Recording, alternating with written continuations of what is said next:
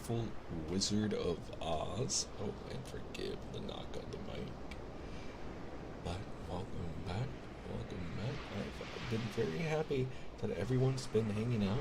I really do appreciate the feedback, the notes, and the care you all have been giving me as I've been reading.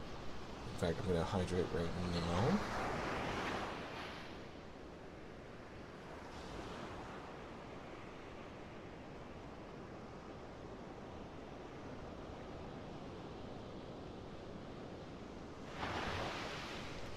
It's always important to hydrate and take care of yourself as you're hanging out with me, because I want you to get cozy. And I know it's very, very cold for our friends up north. So I'm happy that you're all here. I'm happy that you're spending time with me. I'm happy that I can read to you. So without further ado, let's go ahead and get into our reading for tonight. We are on chapter 15 for the wonderful Wizard of Oz. Dorothy, in our last reading, had accidentally defeated the Wicked Witch of the West by splashing a bucket of water on her out of anger for the witch trying to steal her silver slippers. Not ruby, I realize, which is what they used in the movie, and I'm curious why they made that distinction and that change. I wonder if it's just because red looks brighter and it's easier to catch the eye of the audience, but interesting choice either way. But now we are getting into our reading of chapter 15, Discovery of Oz the Terrible. And as always, please let me know if I can adjust the volume for you. And if you are enjoying the content, please leave a like, please subscribe, and feel free to give suggestions of public domain reading that you'd love me to cover. I was considering reading Pride and Prejudice next, or maybe Little Women. Either way, we begin. The four travelers walked up to the great gate of the Emerald City and rang the bell. After ringing several times, it was opened by the same guardian of the gate they had met before. "What? Are you back again?" he asked in surprise. "Do you not see us?" answered the Scarecrow. I feel like the mic's a little hot. There we go. "But I thought you had gone to visit the Wicked Witch of the West." "We did visit her," said the Scarecrow. She let you go yet?" asked the man in wonder. "She could not help it, for she is melted," explained the Scarecrow. "Melted? Well, that is good news indeed," said the man. "Who melted her?" "It was Dorothy," said the lion gravely. "Good gracious," exclaimed the man, and he bowed very low indeed before her. Then he led them into his little room and locked the spectacles from the great box on all their eyes, just as he had done before. Afterward, they passed on through the gate into the Emerald City. And when the people heard from the guardian of the gate that they had melted the Wicked Witch of the West, they all gathered around the travelers and followed them in a great crowd to the Palace of Oz. The soldier with the green whiskers was still on guard before the door, but he let them in at once, and they were again met by the beautiful green girl who showed each of them through their old rooms at once, so they might rest until the great Oz was ready to receive them. The soldier had the news carried straight to Oz that Dorothy and the other travelers had come back again after destroying the Wicked Witch, but Oz made no reply.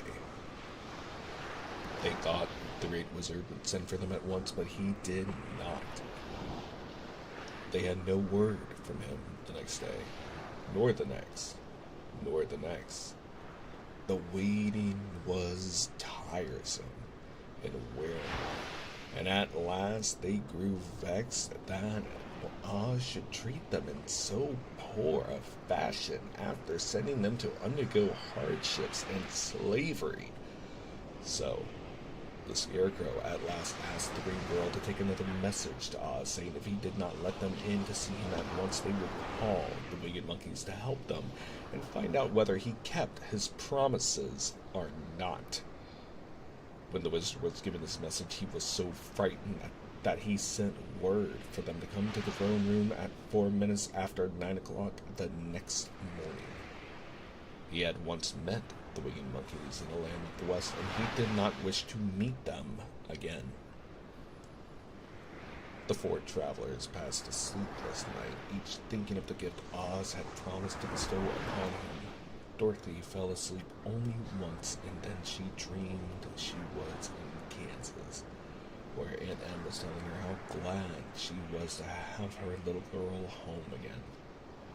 Promptly at 9 o'clock the next morning, the green-whiskered soldier came to them, and 4 minutes later they all went into the throne room of the Great Oz.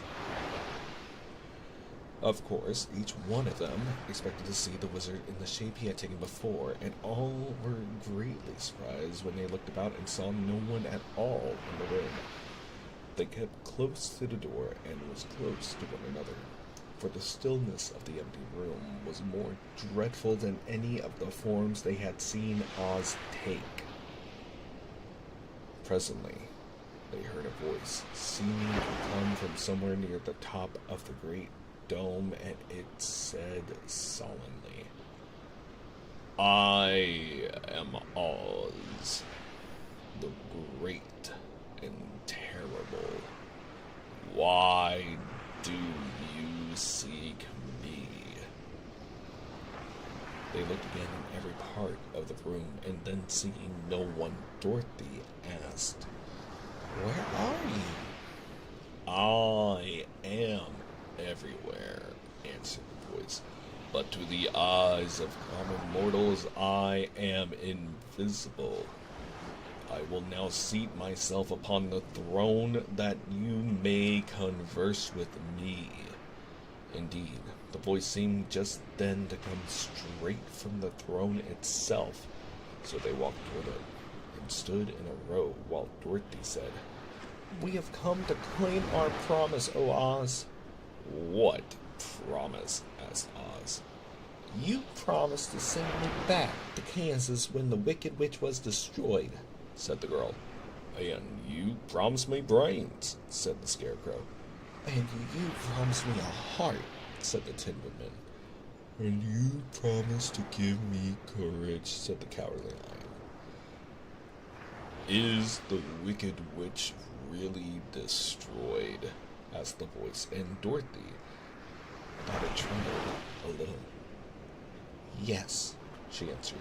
"I melted her with a bucket of water." "Dear me," said the voice, "how sudden. Well, come to me tomorrow, for I must have time to think it over." "You've had plenty of time to think." Wait, did anybody say what he looked like? No. Wait, no. "You've had plenty of time already," said the Tin Woodman angrily. "We shan't wait a day longer," said the Scarecrow. "You must keep your promises to us," exclaimed Dorothy. The Lion thought it might be as well to frighten the wizard, so he gave a large, loud roar, which was so fierce and dreadful that Toto jumped away from him in alarm. "Oh, I need to try talking softer. That's right. I'm still getting used to. Oh my goodness. I apologize for the knocking. Forgive me. Let me try that again. Here we are. How about this? I'm still practicing. I get so excited when I get to read to all of you. So, I'll try again. The lion thought it might be as well to frighten the wizard, so he gave a large, loud roar, which was so fierce and dreadful that Toto jumped away from him in alarm and tipped over the screen that stood in a corner. As it fell with a crash, they looked that way, and the next moment all of them were filled with wonder, for they saw, standing in just the spot the screen had hidden, a little old man. Oh my god. Apologies. It seems like the house settled weirdly.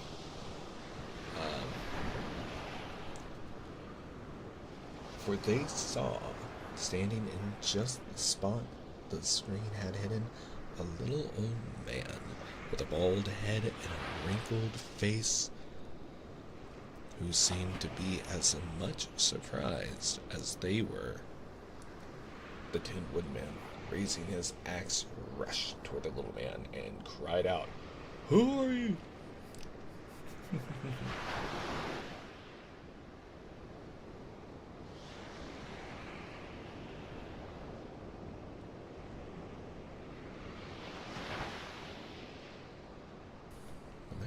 "I'm Oz, the great and terrible," said the little man in a trembling voice. But don't strike me. Please don't. And I'll do anything you want me to." Our friend looked at him in surprise and dismay. "I thought Oz was a great head," said Dorothy. "And I thought Oz was a lovely lady," said the Scarecrow. "I thought Oz was a terrible beast," said the Tin Woodman. "And I thought Oz was a ball of fire," exclaimed the lion. "No, you are all wrong," said the old man meekly. "I have been making believe." "Making believe?" cried Dorothy. "Are you not a great wizard?" "Hush, my dear," he said. "Don't speak so loud, or you will be overheard, and I shall be ruined. I'm supposed to be a great wizard." "And aren't you?" she asked. "Not a bit of it, my dear. I'm just a common man." "You're more than that," said the Scarecrow in a grieved tone. "You're a humbug."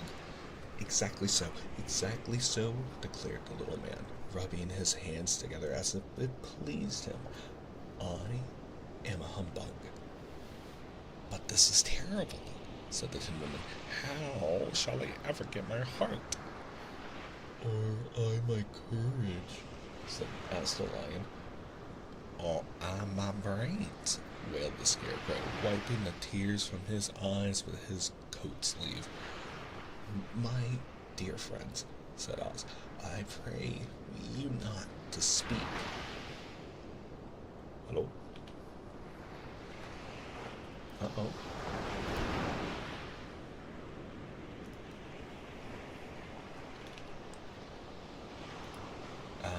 Here we go. Look at him. He looks a little bit like Humpty Dumpty.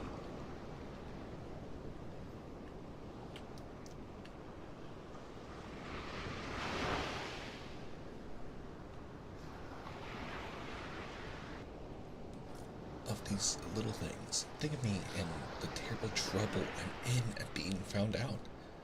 "Doesn't anyone else know you're a humbug?" asked Dorothy. "What does humbug mean?"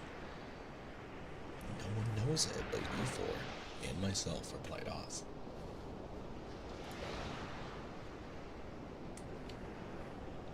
"I have fooled everyone so long that I thought I should never be found out. It was a great mistake my ever letting you into the throne room. Usually I will not even see my subjects, and so they believe I am something terrible." "But I don't understand," said Dorothy in bewilderment. "How was it that you appeared to me as a great head?" "Oh, that was one of my tricks," answered Oz. "Step this way, please, and I will tell you all about it." He led the way to a small chamber in the rear of the throne room, and they all followed him. He pointed to one corner in which lay the great head, made out of many thicknesses of paper and with a carefully painted face. This hung from the ceiling by a wire, said Oz. I stood behind the screen and pulled a thread to make the eyes move and the mouth open. But how about the voice? She inquired. Oh, I am a ventriloquist. A ventriloquist. He said, the little man, and I can throw the sound of my voice wherever I wish, so that you thought it was coming out of the head. Here are the other things I used to deceive you.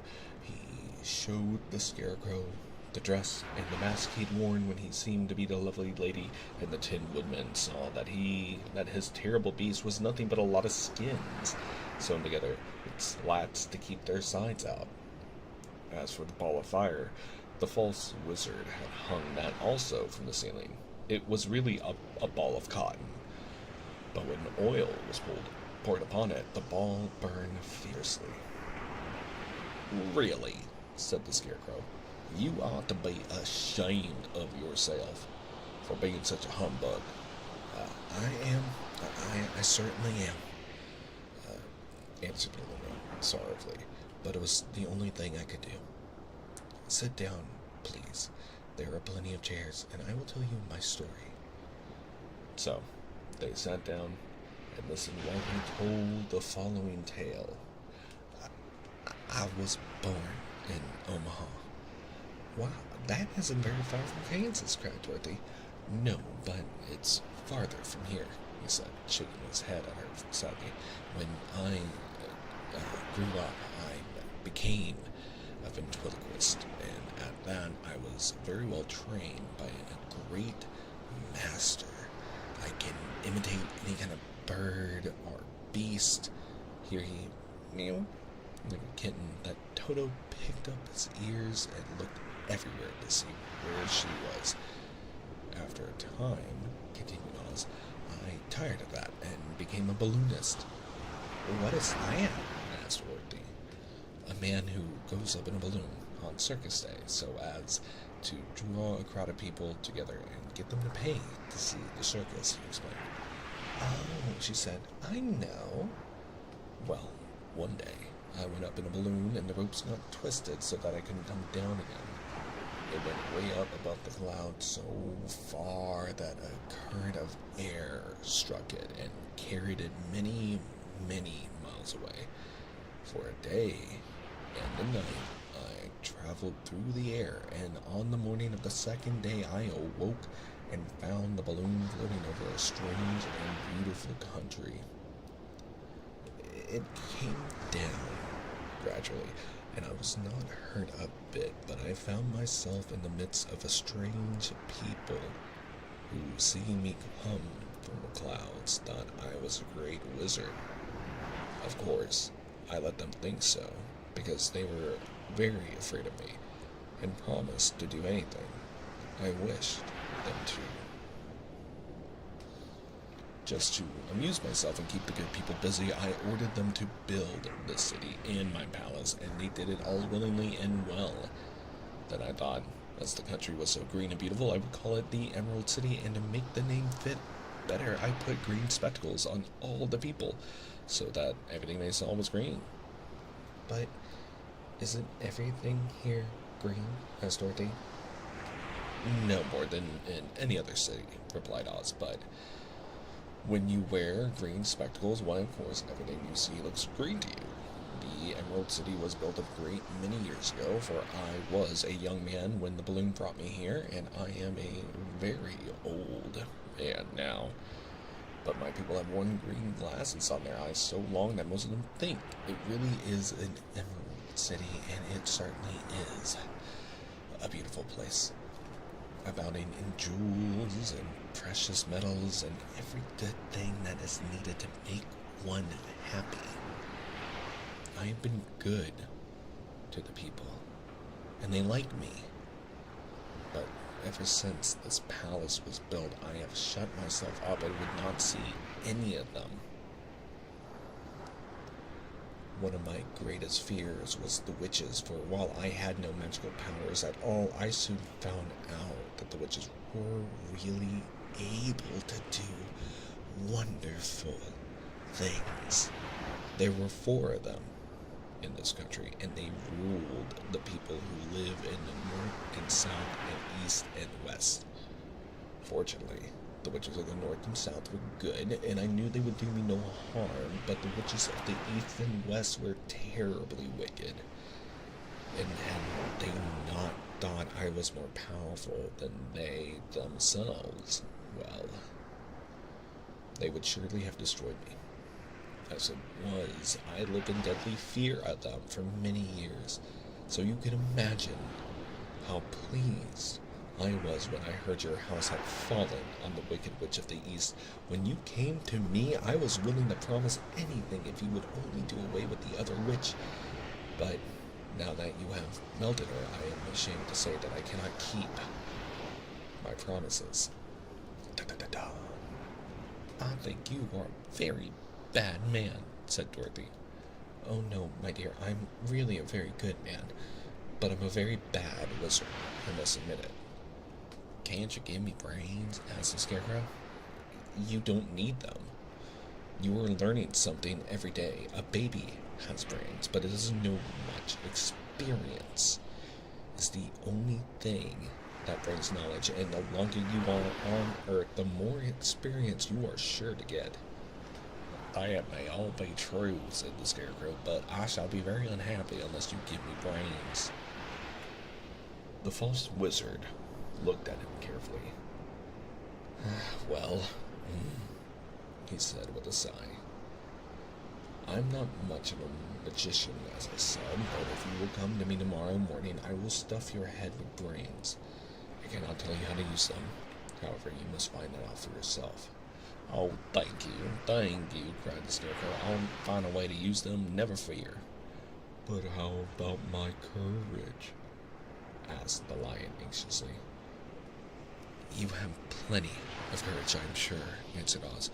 All you need is confidence in yourself. There is no living thing that is not afraid when it faces danger.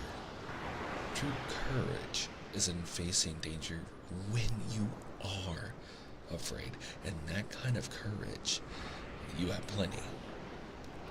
Perhaps I have, but I'm scared just the same, said the lion. I shall really be very unhappy unless you give me the sword of courage that makes one forget he is afraid. Very well, I will give you that sword of courage tomorrow, replied Oz. How about my heart? Asked the Tin Woodman. Why, as for that, answered Oz, I think you are wrong to want a heart. It makes most people unhappy. If you only knew it, you are in luck not to have a heart. That must be a matter of opinion, said the Tin Woodman. For my part, I will bear all the unhappiness without a murmur if you give me the heart. Very well, answered Oz meekly. Come to me tomorrow, and you shall have a heart. I have played wizard for so many years that I may as well continue the part a little longer. And now, said Dorothy, how am I to get back to Kansas? We shall have to think about that, replied the little man. Give me 2 or 3 days to consider the matter, and I will try to find a way to carry you over the desert. In the meantime, you shall all be treated as my guests. And while you live in the palace, my people will wait upon you and obey your slightest wish. There is only one thing I ask in return for my help, such as it is. You must keep my secret, and tell no one that I am a humbug. They agreed to say nothing of what they had learned, and went back to their rooms in high spirits. Even Dorothy had hoped that the great and terrible humbug, as she called him, would find a way to send her back to Kansas, and if he did that, she was willing to forgive him everything. And give me 1 second, I did forget to do one thing before going live.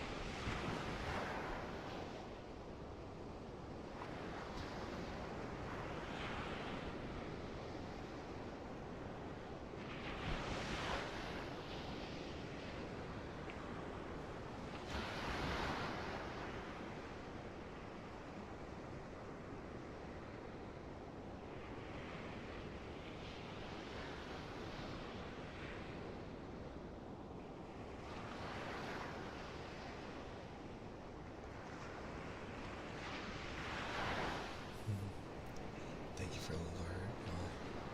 I'm so glad you're here. Thank you. You're just in time for Chapter 16, The Magic Art of the Great and Powerful Humbug.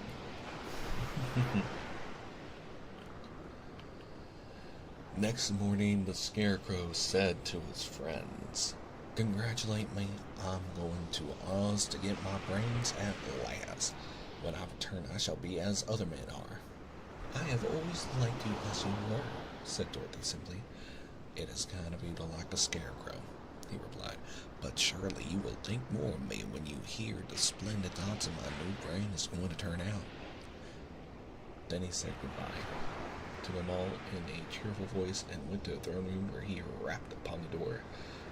"Come in," said Oz. The Scarecrow went in and found the little man sitting down by the window, engaged in deep thought. "I've come for my brains," remarked the Scarecrow, a little uneasy. Oh yes, sit down in that chair, please," replied Oz. "You must excuse me for taking your head off, but I shall have to do it in order to put your brains in the proper place." "Oh, that's all right," said the Scarecrow. "You are quite welcome to take my head off, as long as it will be a better one when you put it on again." So the wizard unfastened his head and emptied out the straw. Then he entered the back room and took up a measure of bran, which he mixed with a great many pins and needles. Having sheeted them together thoroughly, he filled the top of the Scarecrow's head with the mixture and stuffed the rest of the space with straw to hold it in place. When he had fastened the Scarecrow's head on his body again, he said to him, "Hereafter you will be a great man, for I've given you a lot of brand new grains." Boo! The Scarecrow was both pleased and proud at the fulfillment of his greatest wish, and having thanked Oz warmly, he went back to his friends. Dorothy looked at him curiously. His head was quite bulging out at the top with brains. "How do you feel?" she asked. for your wife, indeed, he answered earnestly. When I get used to my brains, I shall know everything. Why are those needles and pins sticking out of your head? Asked the Tin Woodman. That is proof that he's sharp, remarked the Lion. Boo. Well, I must go to Oz to get my heart, said the Woodman. So he walked to the throne room and knocked at the door. Come in, called Oz, and the Woodman entered and said, I have come for my heart. Very well, answered the old man, but I shall have to cut a hole in your breast so I can put your heart in the right place. I hope it won't hurt you. Oh no, answered the Woodman, I shall not feel it at all. So Oz brought a pair of tinner's shears and cut a small square hole in the left side of the Tin Woodman's breast. Then going to a chest of drawers, he took out a pretty heart made entirely of silk and stuffed with sawdust. Isn't it a beauty? He asked. It is indeed, replied the Woodman, who was greatly pleased. But is it a kind heart? Oh, very, answered Oz. He put the heart in the Woodman's breast and then replaced the square of tin, soldering it neatly together where it had been cut. There, he said. Now you have a heart that any man might be proud of. I'm sorry I had to put a patch on your breast, but it really couldn't be helped. Never mind the patch, exclaimed the happy Woodman. I am very grateful to you, and shall never forget your kindness. Don't speak of it, replied Oz. Then the Tin Woodman went back to his friends, who wished him every joy on account of his good fortune. The Lion now walked to the throne room and knocked at the door. Bop. Bop, bop. Come in, said Oz. I've come for my courage, announced the Lion, entering the room. Very well, answered the little man. I will get it for you. He went to a cupboard and, reaching up to a high shelf, took down a square green bottle, the contents of which... Ooh. I feel wise indeed. Oh my god. They're so silly.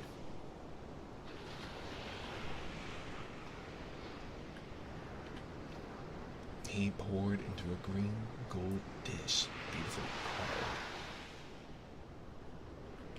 Wait, is this... Did he just take out a bottle of milk? He poured it into a green gold dish, beautifully carved, placing this before the cowardly Lion, who sniffed at it. As if he did not like it, the wizard said, Drink. What is it? Asked the Lion. Well, answered Oz, if it were inside of you, it would be courage. You know, of course, that courage is always inside one, so that this really cannot be called courage until you've swallowed it. Therefore, I advise you to drink it as soon as possible. The Lion hesitated no longer, but drank till the dish was empty. How do you feel now? Asked Oz. Full of courage, replied the Lion, who went joyfully back to his friends to tell them of his good fortune.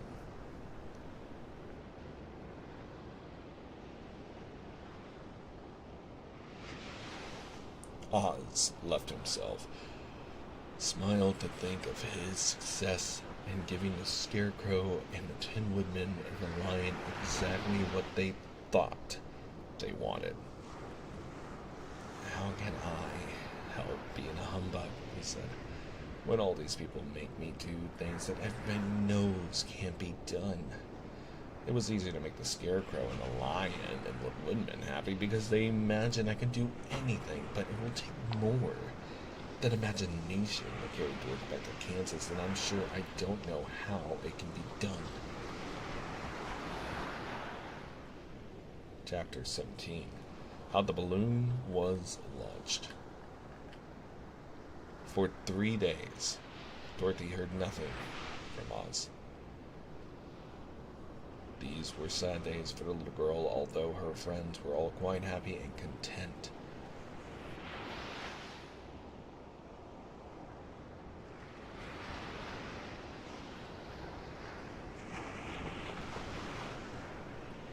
I drank some water. Forgive me. The Scarecrow told them there were wonderful thoughts in his head, but he would not say what they were because he knew no one could understand them but himself.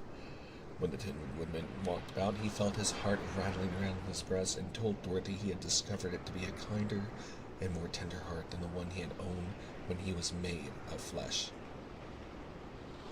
The Lion declared he was afraid of nothing on earth and would gladly face an army of men or a dozen of the fierce Caladids. Thus, each of the little party was satisfied except Dorothy, who longed more than ever to get back to Kansas.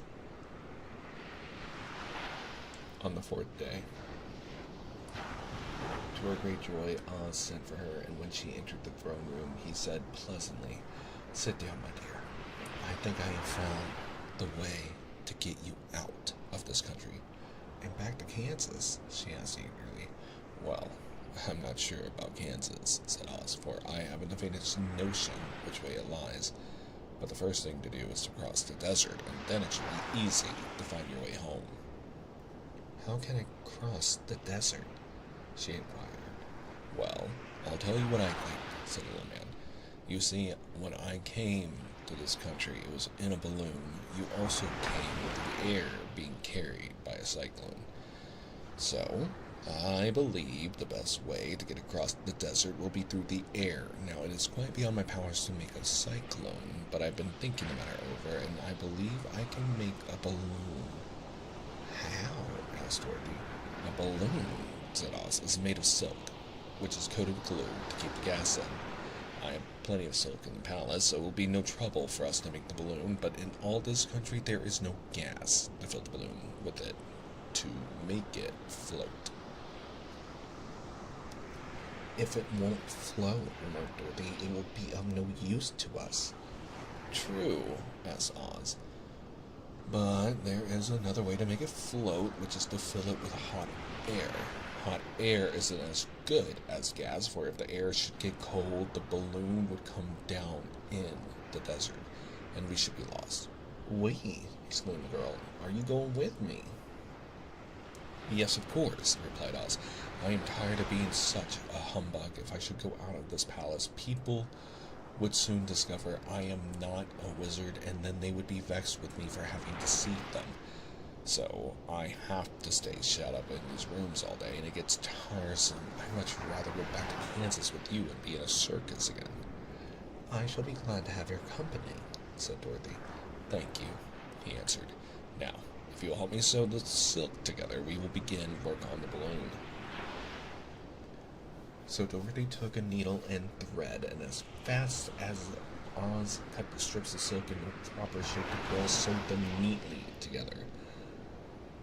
First there was a strip of light green silk, then a strip of dark green silk, then a strip of dark green, and then a strip of emerald green, for Oz had a fancy to make the balloon in different shades of the color about them. It took 3 days to sew all the strips together, but when it was finished, they had a big bag of green silk more than 20 feet long. Then Oz painted it on the inside with a coat of thin glue to make it airtight, which he announced the balloon was ready. "But we must have a basket to ride in," he said, so he sent the soldier with the green whiskers for a big clothes basket, which he fastened with many ropes to the bottom of the balloon. When it was all ready, Oz sent word to his people that he was going to make a visit to a great brother wizard who lived in the clouds. The news spread rapidly throughout the city, and everyone came to see the wonderful sight. Oz ordered the balloon carried out in front of the palace, and the people gazed upon it with much curiosity. The Tin Woodman had chopped a big pile of wood, and now he made a fire of it, and Oz held the bottom of the balloon over the fire so that the hot air that arose from it would be caught in the silken bag. Gradually, the balloon swelled out and rose into the air until finally the basket just touched the ground. Then Oz got into the basket and said to all the people in a loud voice, I'm now going away to make a visit. While I am gone, the Scarecrow will rule over you. I command you to obey him as you would me. The balloon was by this time hugging hard at the rope that held it to the ground, for the air within it was so hot, and this made it so much lighter in weight than the air without it, that it pulled hard to rise into the sky. "Come, Dorothy," cried the wizard. "Hurry up, or the balloon will fly away." "I can't find Toto anywhere," replied Dorothy, who did not wish to leave her little dog behind. Toto had run into the crowd to bark at a kitten. When Dorothy at last found him, she picked him up and ran toward the balloon. She was within a few steps of it, and Oz was holding out his hands to help her into the basket. When crack went the ropes, and the balloon rose into the air without her. "Come back," she screamed. "I want to go too." "I can't come back, my dear," called Oz from the basket. "Goodbye." "Goodbye," shouted everyone, and all eyes were turned upward to where the wizard was riding in the basket, rising every moment farther and farther into the sky. And that was the last any of them ever saw of Oz, the wonderful wizard, though he may have reached Omaha safely and be there now, for all we know.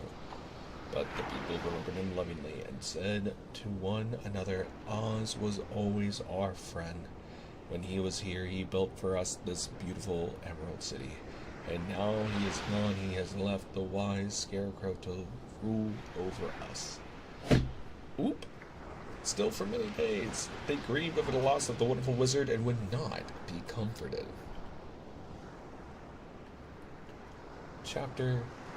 Oh, wait, no, this is Chapter 8. I forgot how to read Roman numerals. Whoops. This is Chapter 18. Always away to the south. Dorothy wept bitterly at the passing of her hope to get home to Kansas again. I'm going to restart this and let me take a little sip of water.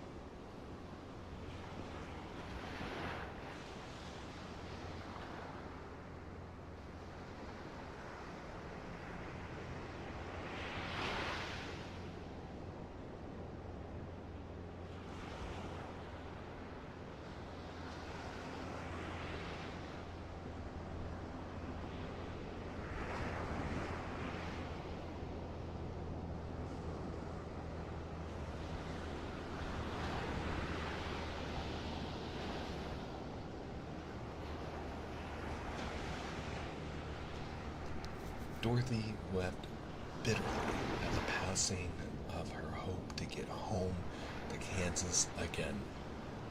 But when she thought it was all over, she was glad she had not gone up in a balloon, and she also felt sorry at losing Oz, and so did her companions. The Tin Woodman came to her and said, "Truly, I should be ungrateful if I failed to mourn for the man who gave me my lovely art. I should like to cry a little because Oz is gone. If you will kindly wipe away my tears so that I shall not rust." "With pleasure," she answered, and brought out a towel at once. Then the Tin Woodman wept for several minutes, and she watched the tears carefully and wiped them away with a towel. When he had finished, he thanked her kindly and oiled himself thoroughly with his jeweled oil can to guard against the mishap. The Scarecrow was now the ruler of the Emerald City, and although he was not a wizard, the people were proud of him, for they said, "There is not another city in all the world that is ruled by a stuffed man." And so, as far as they knew, they were quite right. The morning after the balloon had gone up with Oz, the four travelers met in the throne room and talked matters over. The Scarecrow sat in the big throne, and the others stood respectfully before him. "We are not So unlucky, said the Mongol. For this palace and the Emerald City belong to us, and we can do just as we please. When I remember that a short time ago, I was up on a pole in a farmer's cornfield, and I'm now the ruler of this beautiful city. I am quite satisfied with my lot. I also, said the Tin Woodman, am well pleased with my new heart, and really, that was the only thing I wished in all the world. For my part, I am content in knowing I am as brave as any beast that ever lived, if not braver, said the lion modestly.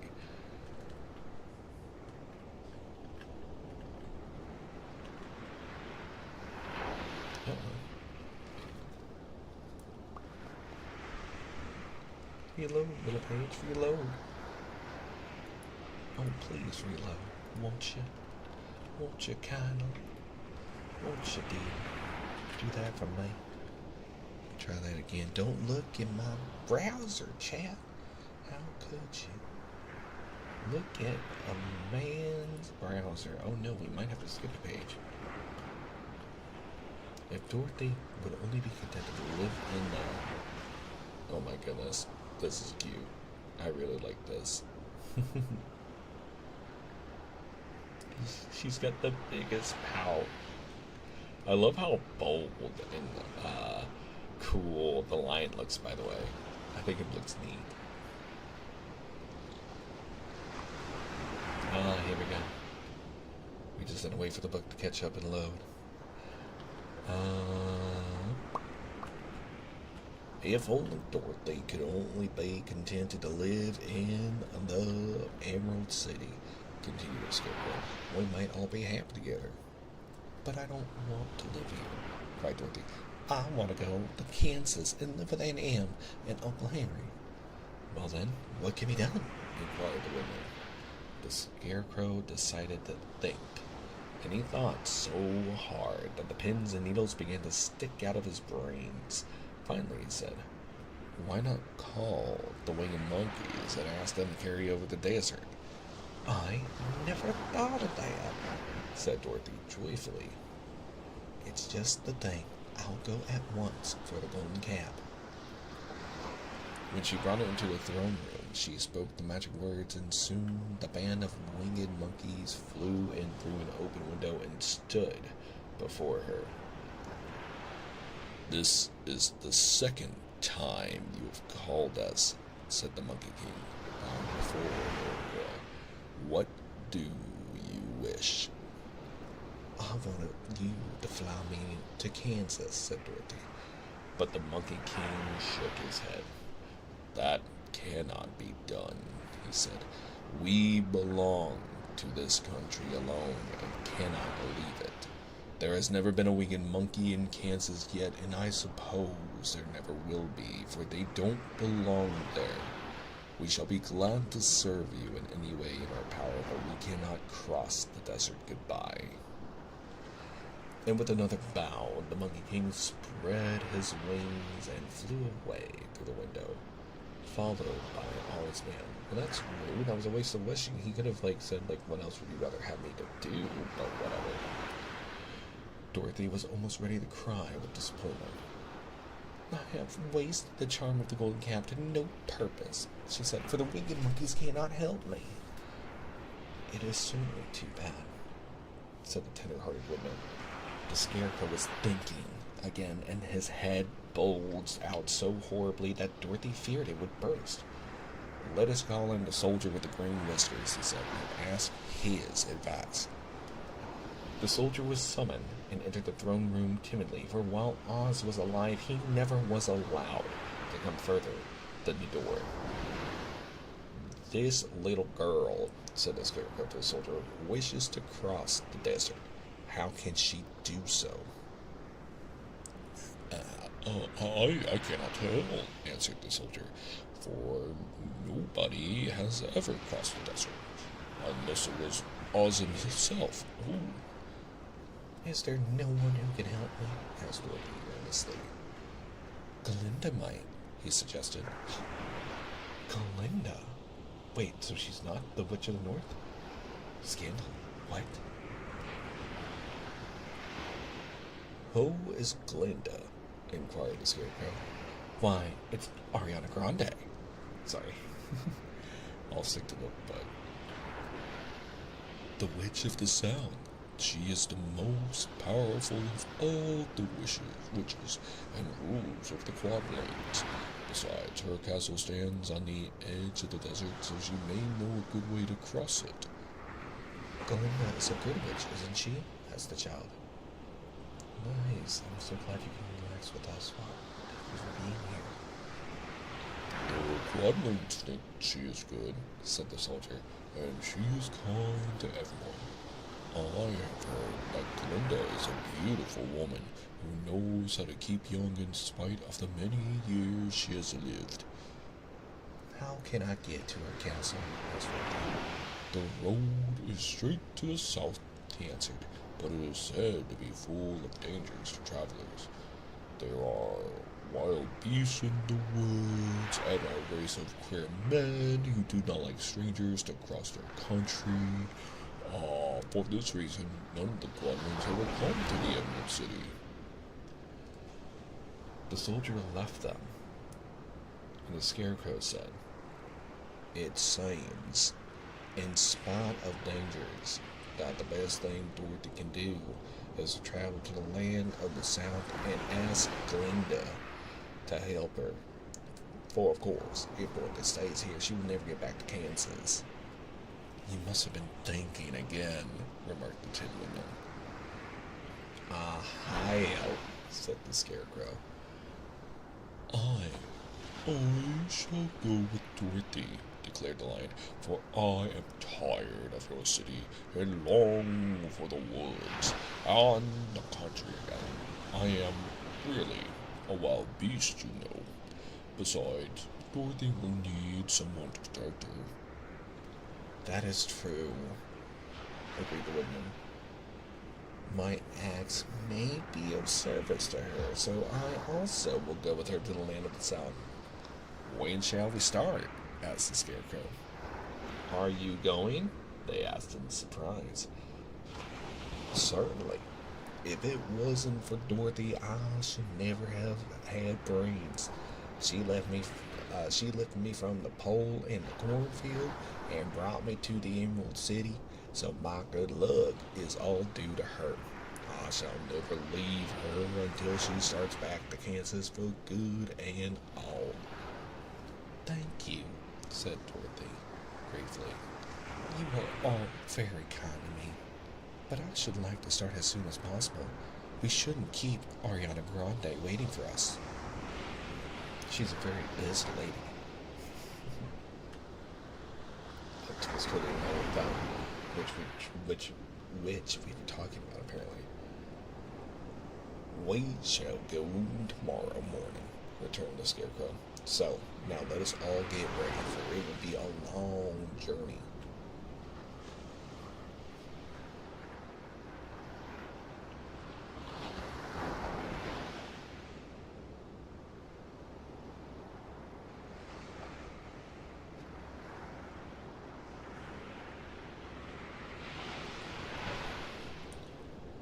Chapter 19. Attacked by the Fighting Bees. Also, I apologize for ads. Just a second. I'll be over in just a second.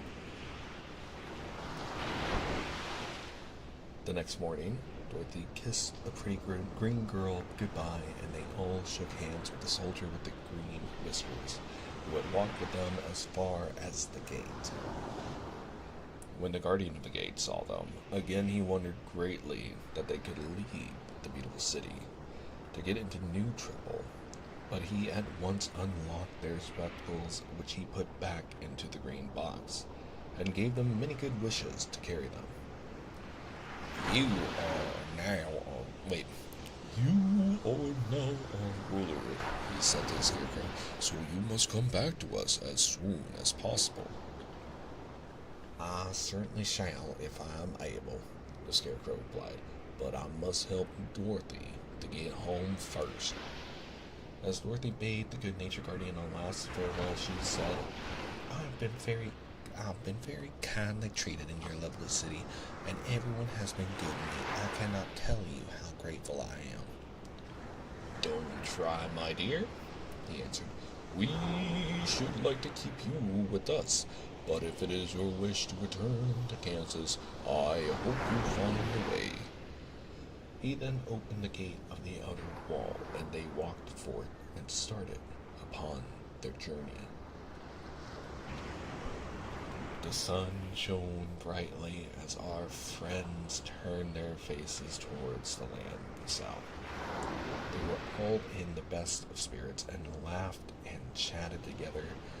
Dorothy was once more filled with the hope of getting home, and the Scarecrow and the Tin Woodman were glad to be of use to her.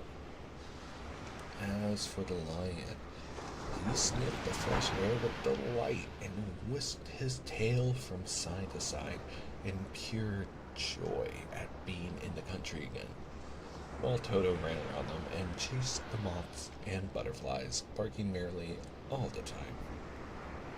City life does not agree with me at all, remarked the lion as they walked along at a brisk pace. I have lost much flesh since I lived there, and now I am anxious for a chance to show the other beasts how courageous I have grown. Oh dear. The branches bent down and twined around him. Oh dear. I can't believe that I was expecting Oz to follow the movie and give him a diploma, but he literally just stuffed the Scarecrow's head with bran flakes and meals so he can have a sharp bran. Bran, boo.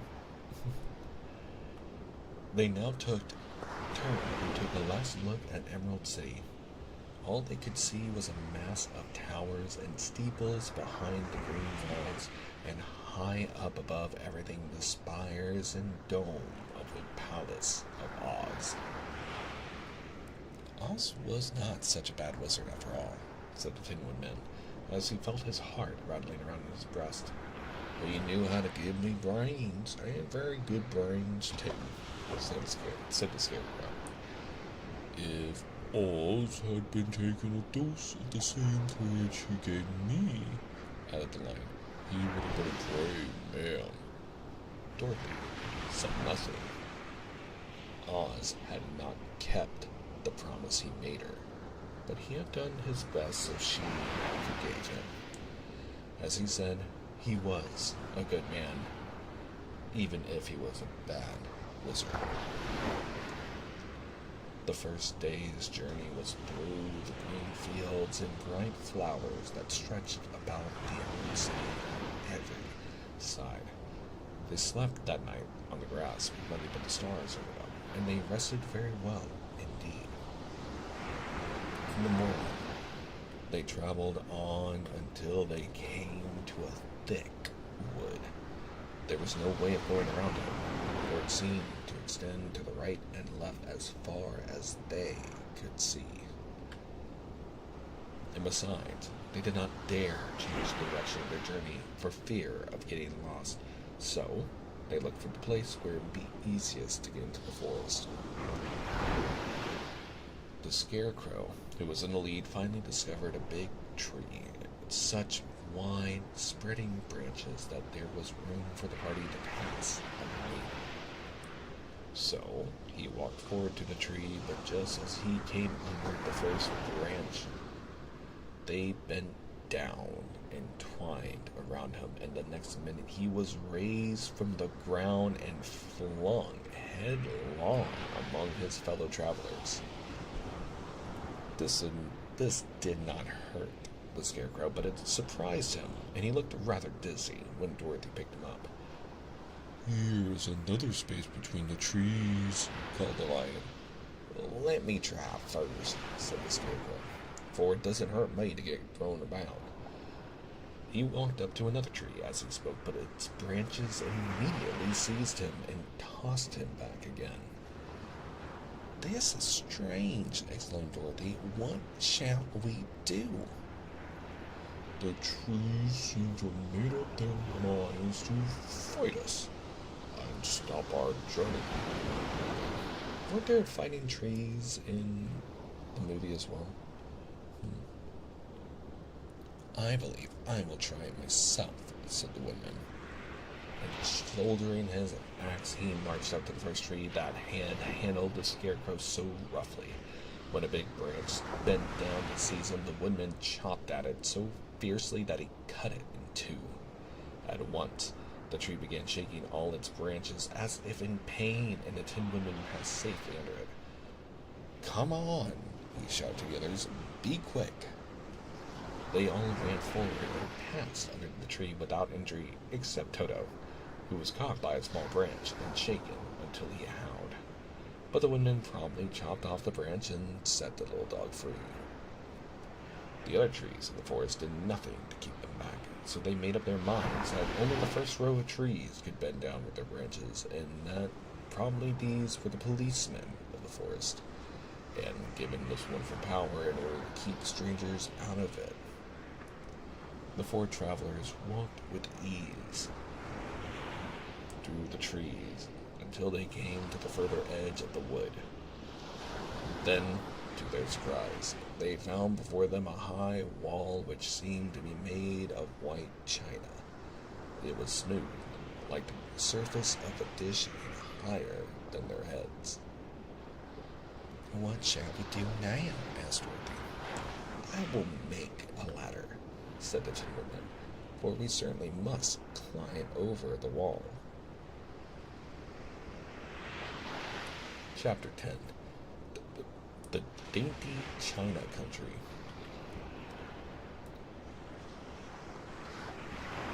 What are these drawings? While Tin Woodman was making a ladder from wood, which he found in the forest, Dorothy lay down and slept, for she was tired by the long walk. The lion also curled himself up to sleep, and Toto lay beside him. The Scarecrow watched the woodman while he worked and said to him, I cannot think why there is a wall here, nor what it's made of. Rest your brains and do not worry about the wall, replied the woodman. When we have climbed over it, we shall know what it is on the other side. After a time, the ladder was finished. It looked clumsy, but the Tin Woodman was sure it was strong and would answer their purpose. The Scarecrow woke Dorothy and the lion and Toto and told them that the ladder was ready. The Scarecrow climbed up the ladder first, but he was so awkward that Dorothy had to follow close behind and keep him from falling off. When he got his head over the wall, the Scarecrow said, Oh my! Go on, exclaimed Dorothy. So, the Scarecrow climbed further up and sat down on top of the wall, and Dorothy put her head over and cried, Oh my! Just as the Scarecrow did. Then Toto came up and immediately began to bark, but Dorothy made him be still. The lion climbed the ladder next, and the Tin Woodman came last, but both of them cried, Oh my, as soon as they looked over the wall. When they were all sitting in a row on top of the wall, they looked down and saw a strange sight. Before them was a great stretch of country having a floor as smooth and shining and white as the bottom of a big platter. Scattered around were many houses made entirely of china and painted in the brightest colors. These houses were quite small. The biggest of them reaching only... Oh, it's the clown. I like the clown. And look, Leela's here. Oh, wait, no, that's a white sheep. Leela's cousin's here. You always need a sheep presence. Wait, all the people are made of china. What? I guess they mean porcelain, right? Because China's made out of porcelain, I'm pretty sure. You can definitely tell the age which this story was written. As high as Dorothy's waist, there was also pretty little barns with china fences around them, and many cows and sheep and horses and pigs and chickens, all made of china, were standing about in groups. But the strangest of all were the people who lived in this weird country. There were milkmaids and shepherdesses with bright-colored bodices and golden spots all over their gowns, and princesses with the most gorgeous frocks of silver and gold and purple, and shepherds dressed in knee breeches with pink and yellow and blue stripes down them, and golden buckles on their shoes, and princes with jeweled crowns upon their heads, wearing ermine robes and satin doublets, and funny clowns in ruffled gowns with red spots upon their cheeks and tall, pointed caps. And strangest of all, these people were all made of china, even to their clothes, and were so small that the tallest of them was no higher than Dorothy's knee. No one did so much as look at the travelers at first, except one little purple china dog with an extra large head, which came to the wall and barked at them in a tiny voice, afterwards running away again. "How shall we get down?" asked Dorothy. They found the ladder was so heavy they could not pull it up, so the scarecrow fell off the wall, and the others jumped down upon him so that the hard floor would not hurt their feet. What a friend. Of course, they took pains not to light on his head, to light on his head, and get the pins on their feet. When all were safely down, they picked up the scarecrow, whose body was quite flattened out, and patted his straw into shape again. "We must cross this strange place in order to get to the other side," said Dorothy, "for it would be unwise for us to go any other way except south." They began walking through the country of the China people, and the first thing they came to was a China milkmaid milking a China cow. As they drew near, the cow suddenly gave a kick and kicked over the stool, the pail, and even the milkmaid herself, all falling on the china ground with a great clatter. Dorothy was shocked to see that the cow had broken her leg short off, and that the pail was lying in several small pieces, while the poor milkmaid had a nick in her left elbow. "There!" cried the milkmaid angrily. "See what you have done! My cow has broken her leg, and I must take her to the mender's shop and have it glued on again." "What do you mean by coming here and frightening my cow?" "I'm very sorry," returned Dorothy. "Please forgive us." But the pretty milkmaid was much too vexed to make an answer. She picked up the leg sulkily and led her cow away, the poor animal limping on 3 legs.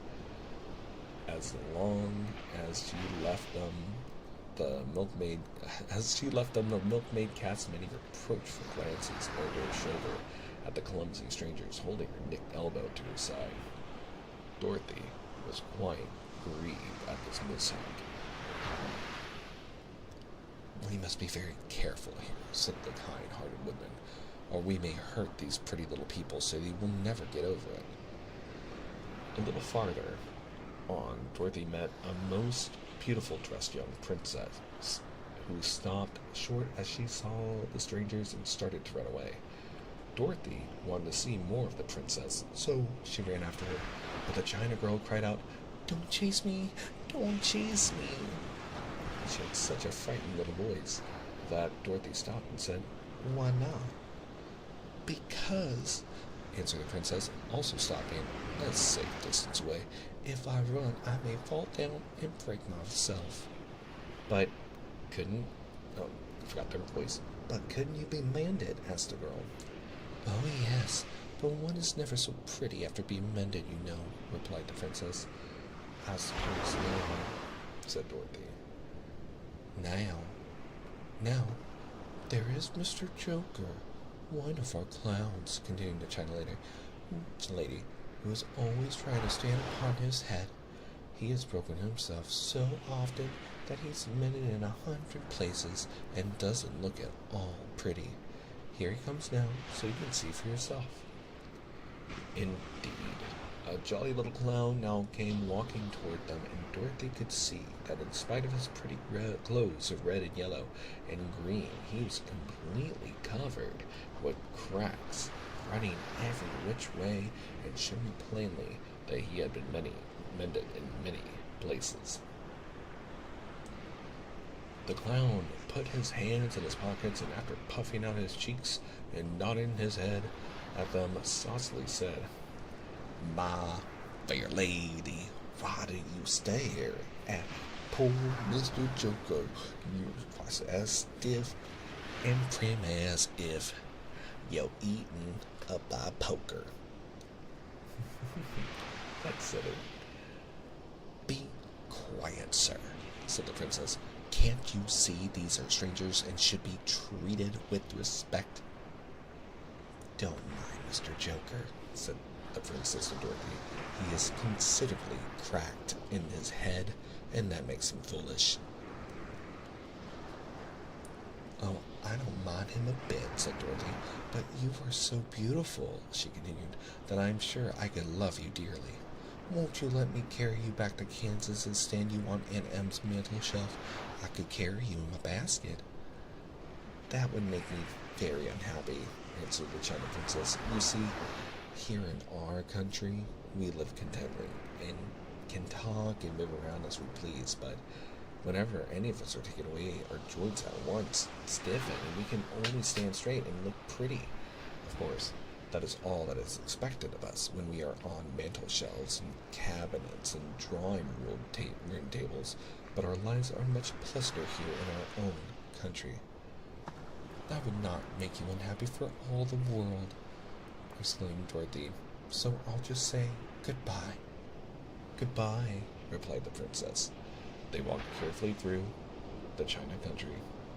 The little animals and all the people scampered out of their way, fearing the strangers would break them, and after an hour or so the travelers reached the other side of the country and came together to another China wall. It was not as high as the first, however, and by standing upon the lion's back they all managed to scramble over the top.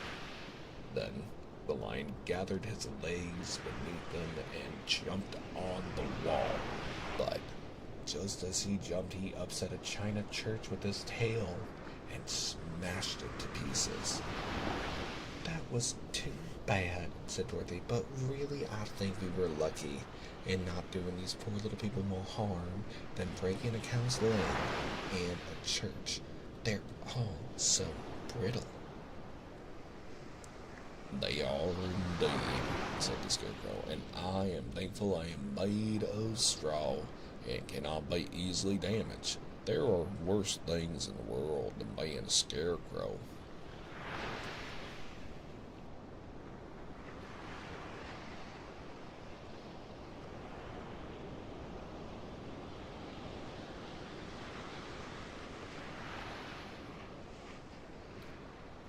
Took a quick stretch break, and I'm going to hydrate.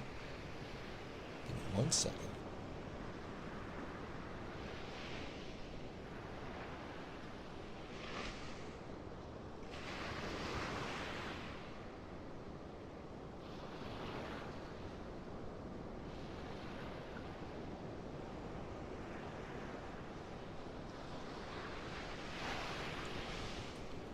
Chapter 11. The Lion Becomes the King of Beasts. After climbing down from the China Wall, the travelers found themselves in a disagreeable country full of bogs and marshes and covered with tall, rank grass. It was difficult to walk far without falling into muddy holes, for the grass was so thick that it hit them in sight.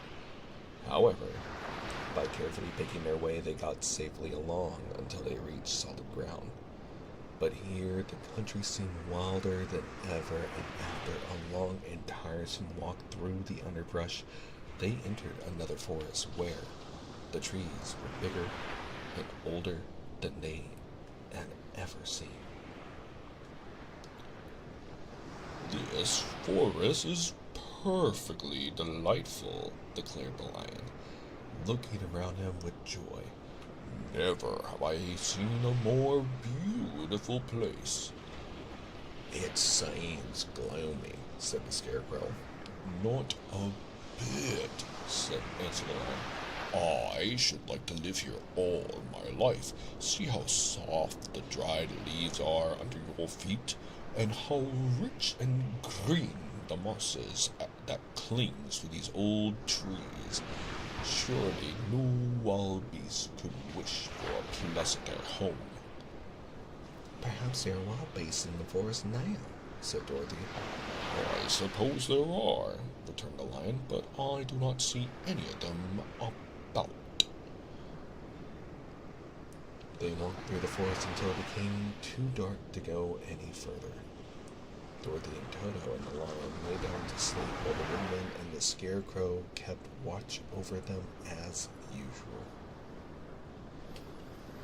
When the morning came, they started again. Before they had gone far, they heard a low rumble as of the growling of many animals. Toto whimpered a little, but none of the others were frightened, and they kept along the well-trodden path until they came to an opening in the wood in which were gathered hundreds of beasts and bears, of every variety. There were tigers and elephants and bears and wolves and foxes and all the others in natural history. Basically, just a VTuber hangout. Sorry, apologies. I'll quit ad-libbing. And for a moment, Dorothy was afraid. But the lion explained that the animals were holding a meeting, and he judged by their snarling and growling that they were in great trouble. As he spoke, several of the beasts caught sight of him, and at once the great assemblage hushed as if by magic. The biggest of the tigers came up to the lion and bowed, saying, "Welcome, O King of Beasts. You have come in a good time to fight our enemy and bring peace to all the animals of the forest once more." "What is your trouble?" asked the lion quietly. "We are all threatened," answered the tiger, "by a fierce enemy which has lately come into this forest. It is a most tremendous monster, like a great spider with a body as big as an elephant and legs as long as a tree trunk. It has 8 of these long legs, and as the monster crawls through the forest, he seizes an animal with a leg and drags it to his mouth, where he eats it as a spider does a fly. Not one of us is safe while this fierce creature is alive, and we had called a meeting to decide how to take care of ourselves when you came along." The lion thought for a moment. "Are there any other lions in this forest?" he asked. "No, there were some, but the monster has eaten them all. And besides, they were none of them as nearly so large and brave as you." "If I put an end to your enemy, will you bow down to me and obey me as king of the forest?" inquired the lion. "We will do that gladly," returned the tiger, and all the other beasts roared with a mighty roar. "We will." "Where is this great spider of yours now?" asked the lion. "Yonder, among the trees," said the tiger, pointing with his bare foot. "Take good care of these friends of mine," said the lion, "and I will go at once to fight the monster." He bade his comrades goodbye and marched proudly away to do battle with the enemy. The great spider was lying asleep when the lion found him. It looked so ugly that its foe turned up his nose in disgust. Its legs were quite as long as the tiger had said, and its body covered with coarse black hair. It had a great mouth with a row of sharp teeth and a foot long. but its head was joined to the pudgy body by a neck as slender as a wasp's neck. This gave the lion a hint of the best way to attack the creature, and as he knew it was easier to fight it asleep than awake, he gave a great spring and landed directly upon the monster's back. "Get up on the hydra's back! Get up on the hydra's back!" Sorry. Then, with one blow of his heavy paw, all armed with sharp claws, he knocked the spider's head from its body. Jumping down, he watched it until the long legs stopped wiggling, and when he knew it was quite dead. The lion went back to the opening where the beasts of the forest were waiting for him, and said proudly, "You need fear your enemy no longer." Then the beasts bowed down to the lion as their king, and he promised to come back and rule over them as soon as Dorothy was safely on her way to Kansas. Chapter 22. The country of quadlings. Where their arms. What does that mean, to be called quadlings when you do not have 4 limbs? Isn't that kind of a problem? The 4 travelers passed through the rest of the forest in safety, and when they came out from its gloom, saw before them a steep hill covered from top to bottom with great pieces of rock. That will be a hard climb, said the Scarecrow, "but we must get over the hill nevertheless." So he led the way and the others followed. They had nearly reached the first rock when they heard a rough voice cry out, "Keep back!" "Who are you?" asked the Scarecrow. Then a head showed itself over the rock, and the same voice said, "This hill belongs to us, and we don't allow anyone to cross it." "But we must cross it. We must cross it," said the Scarecrow. "We're going to the country of the quadlings." "But you shall not," replied a voice, and there stepped from behind the rock the strangest man the travelers had ever seen. He was quite short and stout, and had a big head. Oop. Didn't mean to switch scenes, forgive me.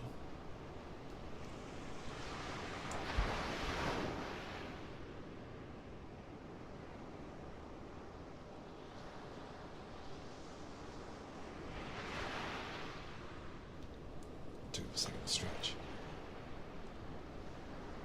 He was quite short and stout, and had a big head, which was flat at the top and supported by a thick neck full of wrinkles.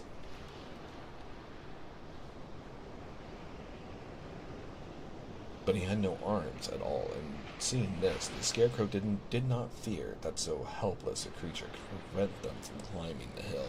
So he said, "I'm sorry not to do as you wish, but we must pass over your hill, whether you like it or not." And he walked boldly forward. As quick as lightning, the man's head shot forward, and his neck stretched out until the top of the head, where it was flat, struck the Scarecrow in the middle and sent him tumbling over and over down the hill. Almost as quickly as it came, the head went back to the body, and the man laughed harshly as he said, "Oh, it isn't as easy as you think." Where's their flat heads? That's so silly. A chorus of boisterous laughter came from the other rocks, and Dorothy saw hundreds of the armless hammerheads upon the hillside, one behind every rock. Oh my god, they're goobers. Oh my god, that poor Scarecrow.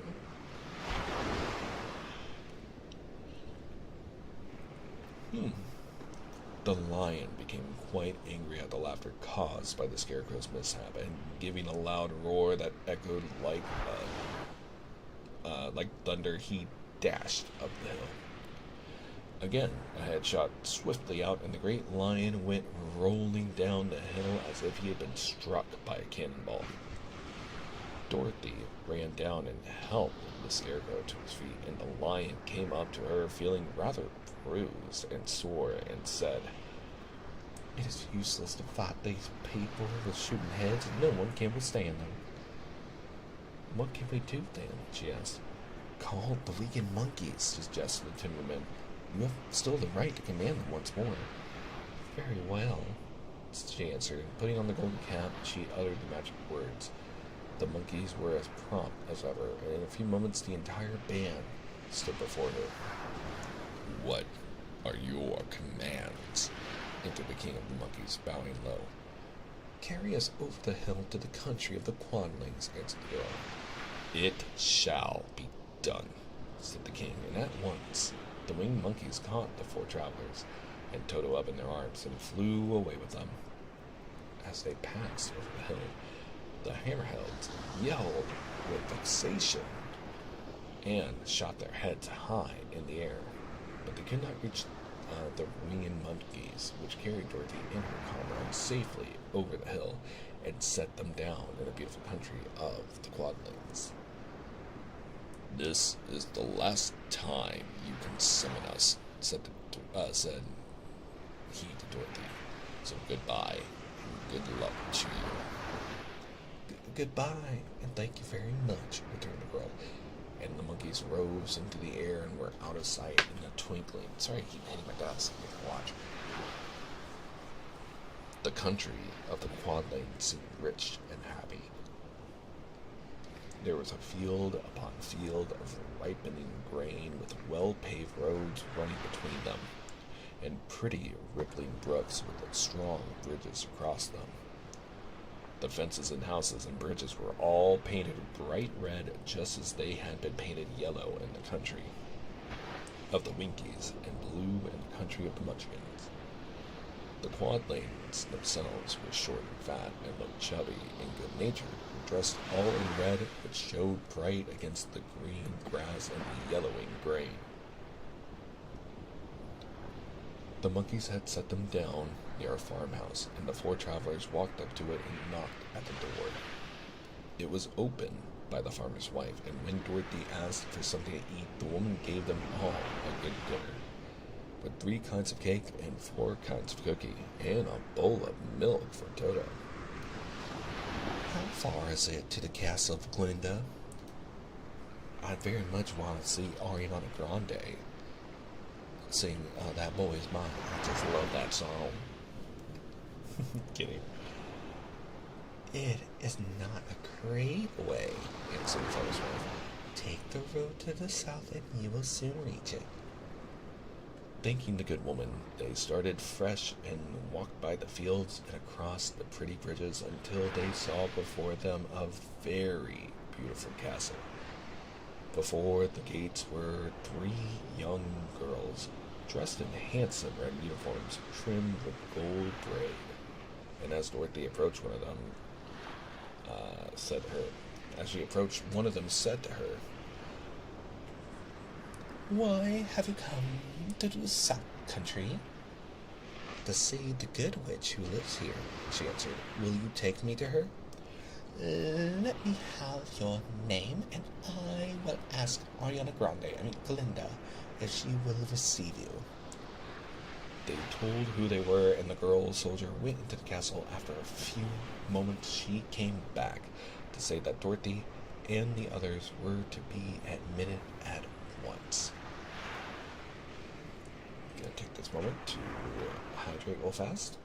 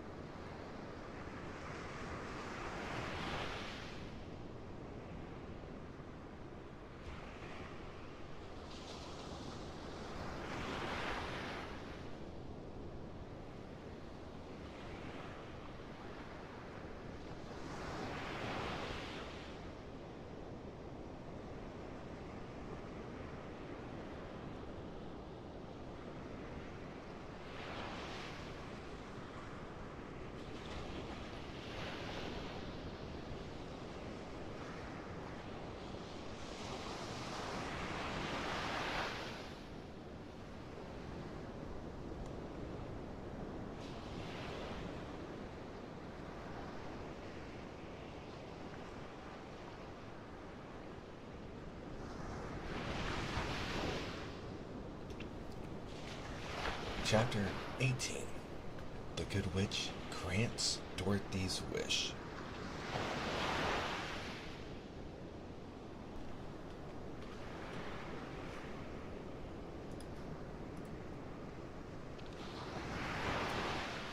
Oh my god, it's Ariana Grande. Before they went to see Glinda, however, they were taken to a room. 23? Is it 23? Do I not know how to read? Whoopsie doodles.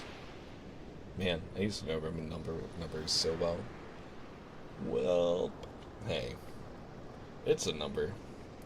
See, I wasn't all that good at algebra when they started putting, like, the A, B, C's, and X's in there, and I just got lost. Or, honestly, I am a little sleepy, but I apologize that I think that you guys are here.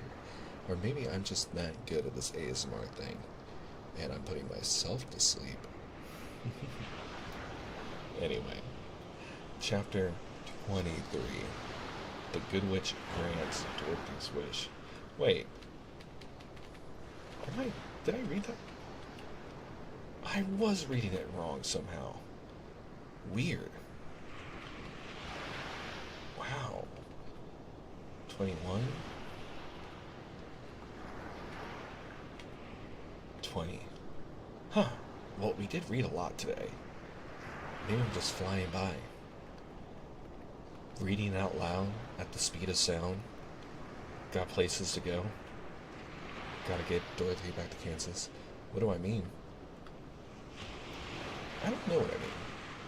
But I do mean to continue reading.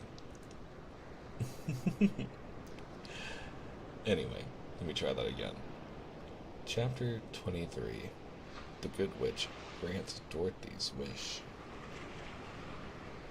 Before they went to see Glinda, however, they were taken to a room of the castle, where Dorothy washed her face and combed her hair, and the lion shook the dust out of his mane, and the scarecrow patted himself into his best shape, and the woodman polished his tin and oiled his joints.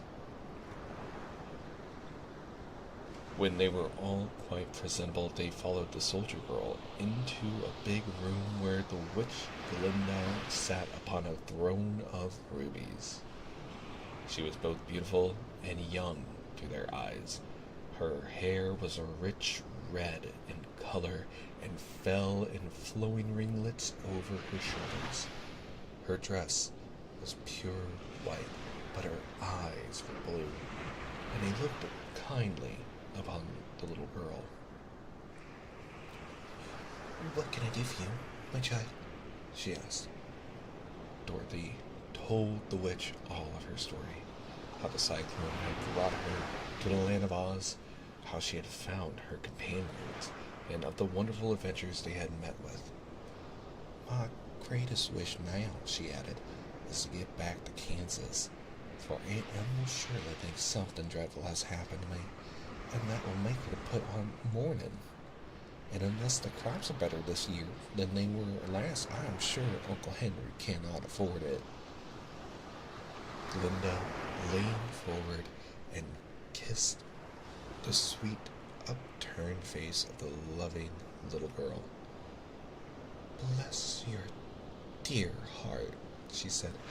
"I am sure I can tell you of a way to get back to Kansas." Then she added, "But if I do, you must give me that golden cap." "Willingly," exclaimed Dorothy.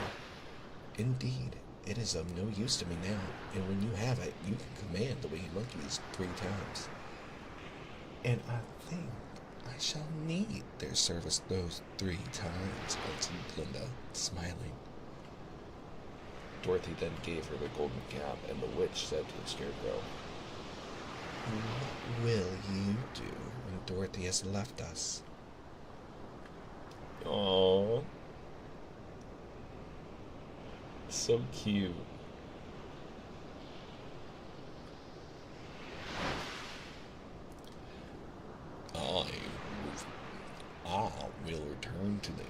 Emerald City, he replied, for Oz has made me its ruler and the people like me. The only thing that worries me is how to cross the hill of the Hammerheads. By means of the golden cap, I shall command the winged monkeys to carry you to the gates of the Emerald City, said Glinda, for it would be a shame to deprive the people of so wonderful a ruler. Am I really wonderful? Asked the Scarecrow. You are unusual, replied Glinda. Turning to the Tin Woodman, she asked, what will become of you when Dorothy leaves this country? He leaned on his axe and thought a moment, then said, the Winkies were very kind to me and wanted me to rule over them after the Wicked Witch died. I am fond of the Winkies, and if I could get back again to the country of the West, I should like nothing better than to rule over them forever. My second command to the winged monkeys, said Glinda, will be that they carry you safely to the land of those Winkies. Your brains may not be so large to look at as those of the Scarecrow, but you really are brighter than he is when you're well polished, and I'm sure you will rule the Winkies wisely and well. And then the witch looked at the big, shaggy lion and asked, 1 second, we're switching over.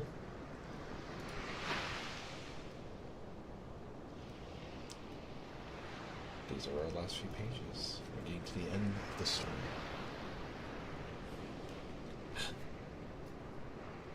She turned to the shaggy lion and asked, when Dorothy has returned to her own home, what will become of you? Over the hill of the Hammerheads, he answered, lies a grand old forest, and all the beasts that live there have made me their king. If I could only get back to this forest, I would pass my life very happily there. My third command to the winged monkeys, said Glinda, shall be to carry you to your forest. Then, having used up the powers of the golden cap, I shall give it to the king of the monkeys, that he and his band may thereafter be free forevermore. The Scarecrow and the Tin Woodman and the Lion now thanked the Good Witch earnestly for her kindness, and Dorothy exclaimed, Oh, Ariana Grande, your music is so wonderful, and your heart is so kind. I'm gonna stop. It's the last time I make that joke, I promise. You are certainly as good as you are beautiful, but you have not yet told me how to get back to Kansas. Your silver shoes will carry you over the desert, replied Glinda. If you had known their power, you could have gone back to your Aunt Em the very first day you came to this country. But then I should not have had my wonderful brains, cried the Scarecrow. I might have passed my whole life in the farmer's cornfield. And I should not have had my lovely heart, said the Tin Woodman. I might have stood and rusted in the forest till the end of the world. And I should have lived a coward forever, declared the Lion, and no beast in all the forest would have had a good word to say to me. This is all true, said Dorothy, and I am glad I was of use to these good friends. But now that each of them has had what he most desired, and each is happy in having a king to rule beside, I think I should go. I think I should like to go back to Kansas. The silver shoes, said the Good Witch, have wonderful powers, and one of the most curious things about them is that they can carry you to any place in the world in 3 steps, and each step will be made in the wink of an eye. All you have to do is to knock the heels together 3 times and command the shoes to carry you wherever you wish to go. Oh, they allow her to walk. Interesting. Ooh, interesting. If that is so, said the child joyfully, I will ask them to carry me back to Kansas at once. She threw her arms around the lion's neck and kissed him, patting his big head tenderly. Then she kissed the Tin Woodman, who was weeping in a way most dangerous to his joints. But she hugged the soft, stuffed body of the scarecrow in her arms instead of kissing his painted face, and found she was crying herself at this sorrowful parting from her loving comrades. Glinda, the Good, stepped down from her ruby throne and to give the little girl a goodbye kiss, and Dorothy thanked her for all the kindness she had shown to her friends and herself. Dorothy now took Toto up solemnly in her arms, and having said one last goodbye, she clapped the heels of her shoes together 3 times, saying, "Take me home to Annie Ann." Instantly, she was whirling through the air so swiftly that all she could see or feel was the wind whistling past her ears. The silver shoes took but 3 steps, and then she stopped so suddenly that she rolled over upon the grass several times before she knew where she was. At length, however, she sat up and looked about her. "Good gracious!" she cried. For she was sitting on the broad Kansas prairie, and just before her was the new farmhouse Uncle Henry built after the cyclone had carried away the old one. Uncle Henry was milking the cows in the barnyard, and Toto had jumped out of her arms and was running toward the barn, barking joyfully, or joyously.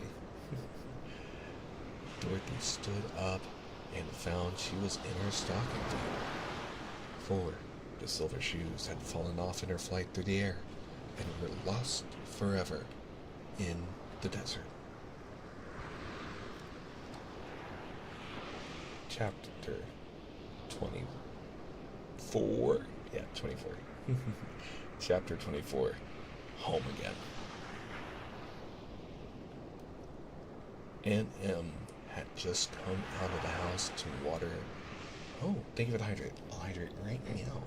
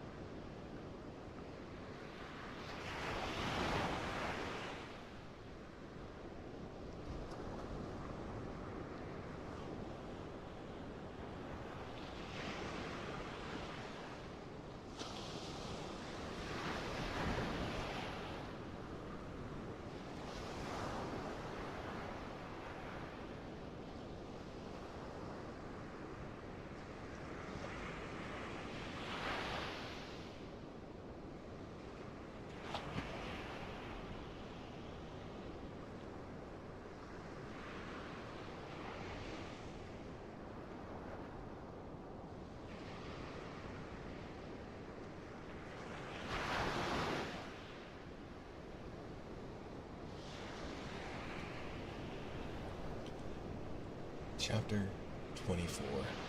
Home Again. Aunt M had just come out of the house to water the cabbages when she looked up and saw Dorothy running toward her.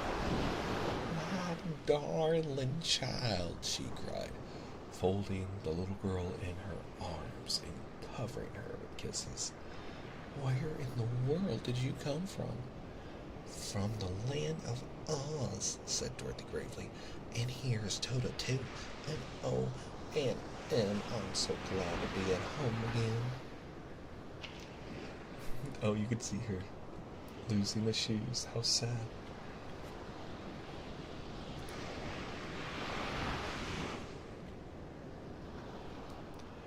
Here ends the story of the wonderful Wizard of Oz, which was written by L. Frank Baum and illustrated by William Wallace Dinslow.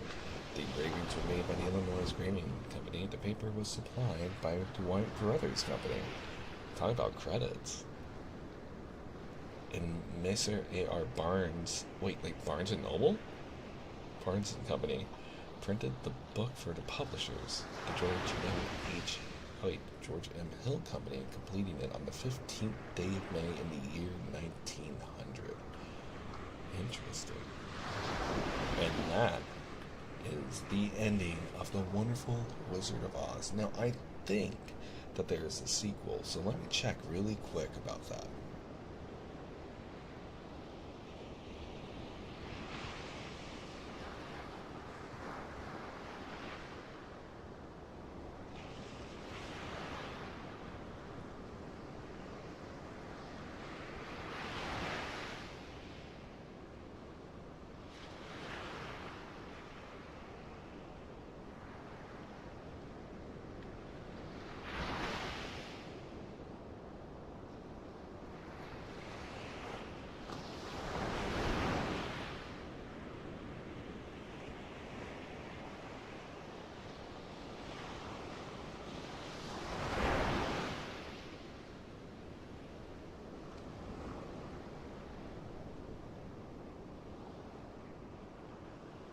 It seems that there is a sequel, although I'm not sure if I want to. Tip and his creation, Jack Pumpkin, run away to Oz, where they save the city after it was captured by girls. Really? Who wrote? Oh, it's also written by Alfred Baum. Interesting. We might read that. I'll have to look more into it. In the country of the Gillikins, which is at the north of the land of Oz, lived a youth called Tip. Well, we also have many other stories. We have Ulysses, we have Pride and Prejudice, we have Little Women. We have so many stories. I might make a poll in our Discord to see what we will read next, which will be next Tuesday. However, for our ASMR fans, tomorrow at 9 a.m. Eastern Standard Time, I will be releasing a very, very special Valentine's ASMR video. It's platonic because, as I've said, I don't do BFE. I would feel a little too weird about that. I hope that's okay.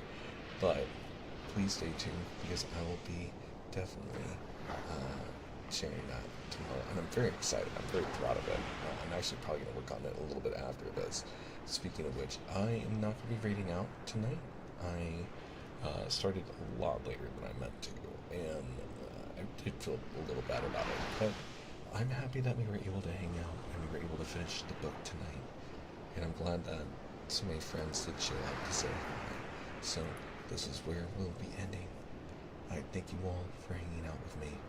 I hope that you all sleep very, very well.